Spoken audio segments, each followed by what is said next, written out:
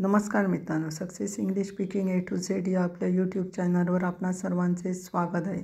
आपणास माहितीच आहे की हा चॅनल इंग्रजी शिकणाऱ्या प्रत्येकासाठी खूप महत्त्वाचा आहे.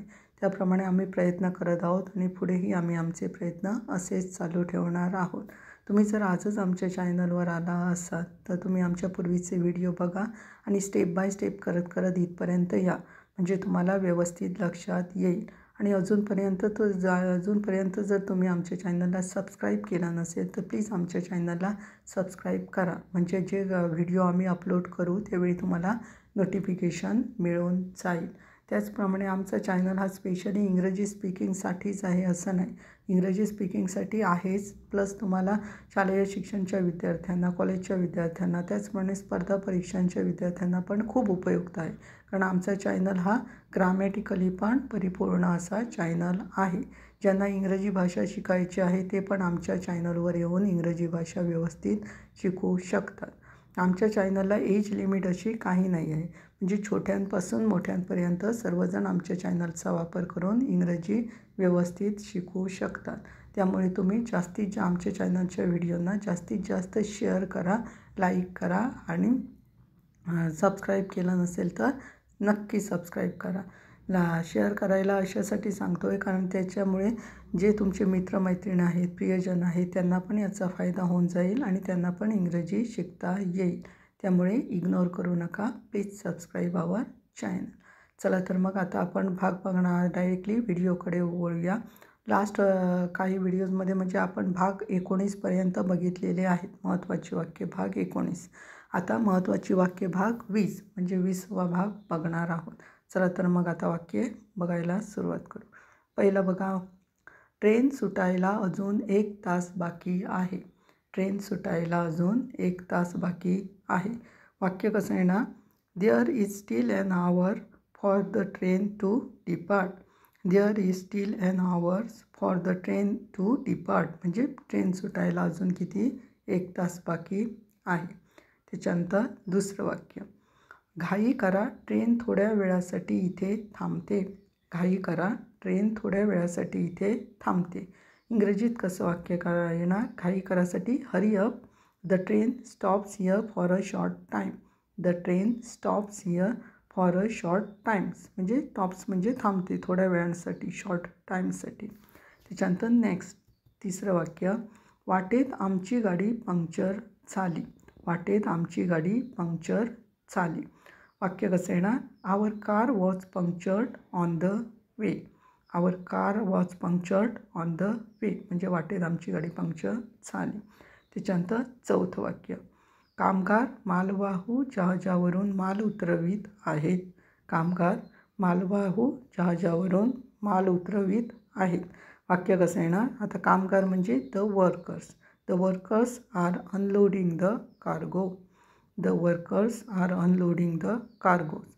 द कार्गोज म्हणजे मालवाहू जहाज आहे, अनलोडिंग म्हणजे माल उतरवणे. अशा प्रकारे हे वाक्य आहे, the workers are unloading the cargo. त्याच्यानंतर पाचवं नेक्स्ट वाक्य, ट्रेन आधीच फलाटावर उभी आहे. द ट्रेन आधीच फलाटावर उभी आहे. वाक्य कसं येणार इंग्रजीमध्ये, the train is already standing on the platform. The train is already standing on the platform म्हणजे ट्रेन आधीच फलाटावर उभी आहे. त्याच्यानंतर सहावं वाक्य, आम्ही गाणी ऐकत होतो. आम्ही गाणी ऐकत होतो. वाक्य कसं येणार, we were listening to songs. We were listening to songs म्हणजे आम्ही गाणी ऐकत होतो असं आहे वाक्य. त्याच्यानंतर सातवं वाक्य, ती तुमची सिनेमागृहात वाट पाहत असेल. ती तुमची सिनेमागृहात वाट पाहत असेल. वाक्य कसं आहे ना, she will be waiting for you at the cinema house. She will be waiting for you at the cinema house म्हणजे ती तुमची सिनेमागृहात वाट पाहत असेल. त्याच्यानंतर आठवं वाक्य, जुने मुद्रांक आणि पैसे गोळा करणे हा माझा छंद आहे. जुने मुद्रांक आणि पैसे गोळा करणे हा माझा छंद आहे. वाक्य कसं येणार, old stamps and money collecting are my hobby. Old stamps and money collecting are my hobby. त्याच्यानंतर 9वं वाक्य बघा, मी पियानो तसेच व्हायोलिन वाजवू शकतो. मी पियानो तसेच व्हायोलिन वाजवू शकतो. म्हणजे I can play piano as well as violin. I can play piano as well as violin. म्हणजे पियानो पण वाजवू शकतो, त्याचबरोबर व्हायोलिन पण वाजवू शकतो, असं वाक्य आहे. त्याच्यानंतर 10वं वाक्य, जमेल तितके व्यवस्थित लिहा. जमेल तितके व्यवस्थित लिहा. वाक्य कसं आहे ना, write as neatly as you can. Write as neatly as you can म्हणजे जमेल तितके व्यवस्थित लिहा.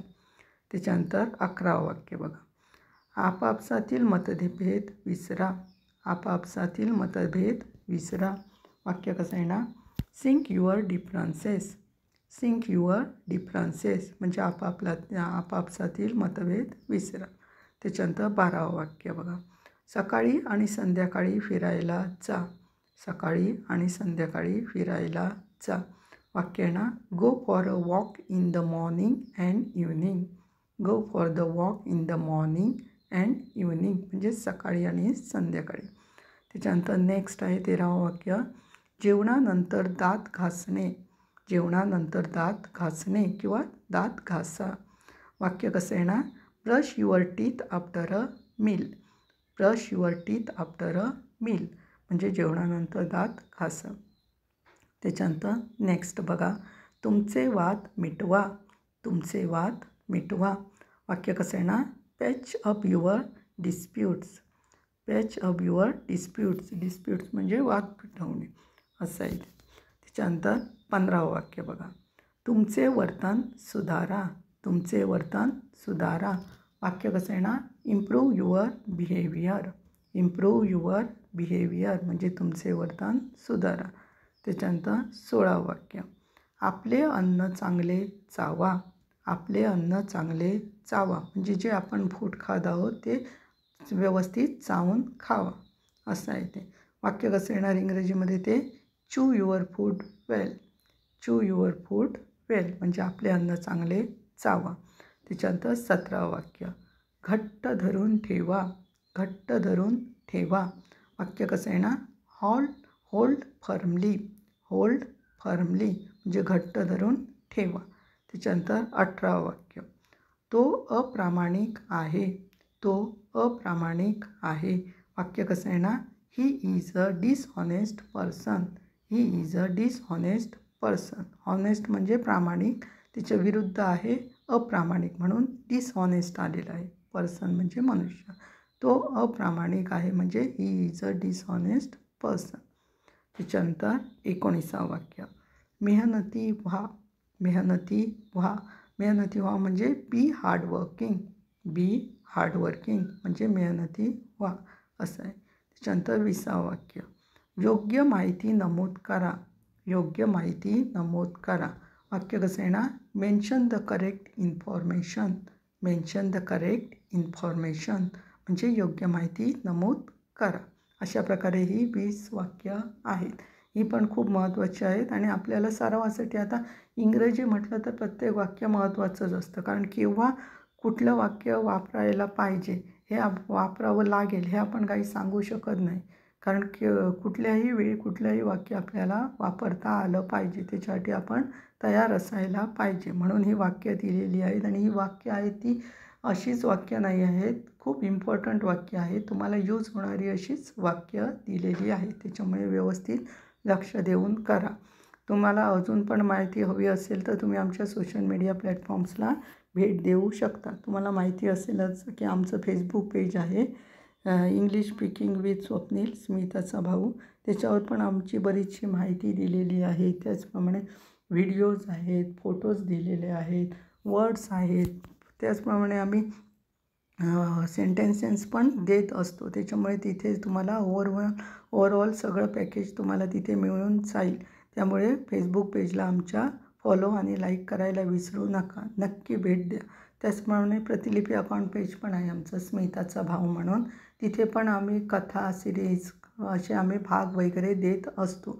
त्याच्यामधून तुम्ही बरंच काही शिकू शकतात. कसं शिकू शकतात, कारण तिथे आम्ही इंग्रजी, मराठी असं मिक्स करून देत असतो. संभाषण, कॉन्व्हर्सेशन असतं ते. त्यामध्ये काय होईल तर तुम्हाला अंडरस्टँड होईल की कसं बोललं जातं इंग्रजीमध्ये, कॉन्व्हर्सेशन कसं केलं जातं. त्यामुळे तिथे तुम्हाला प्रॅक्टिस होऊन जाईल. त्यामुळे ते पण खूप महत्त्वाचं आहे. तुम्हाला एंटरटेनमेंट पण होईल, प्लस तुम्हाला एज्युकेशनसाठी पण त्याचा फायदा होईल. त्यामुळे स्मिताचा भाऊ या प्रतिलिपी अकाउंट पेजला पण फॉलो आणि लाईक करायला विसरू नका. त्याचप्रमाणे आम्ही लिंक्डइन अकाउंटवर पण आम्ही ॲक्टिव्ह आहोत.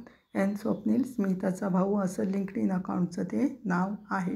तिथे जाऊन पण तुम्ही आम्हाला फॉलो आणि लाईक करू शकता. तिथे पण तुम्हाला महत्त्वाची माहिती, जी काय माहिती आहे ती तुम्हाला तिथे मिळून जाईल. त्यामुळे इग्नोर करू नका. तिथे पण आम्हाला फॉलो आणि लाईक नक्की करा. आता भेटणार आहोत आपण नेक्स्ट व्हिडिओजमध्ये. तोपर्यंत जे काही झालेले आहेत महत्त्वाची वाक्य कितीतरी 20पर्यंत आपण लिहिलेली आहेत, ती व्यवस्थित लक्ष देऊन करा. एकदा वाचून होणार नाही. परत तुम्हाला जर येत नसतील तर तुम्ही ते परत बघा आणि त्याप्रमाणे ती करा आणि व्यवस्थित करा. आपण भेटणार आहोतच नेक्स्ट व्हिडिओजमध्ये. तोपर्यंत तुम्ही वाचत राहा, करत राहा आणि इंग्रजी शिकत राहा. चला मग, धन्यवाद.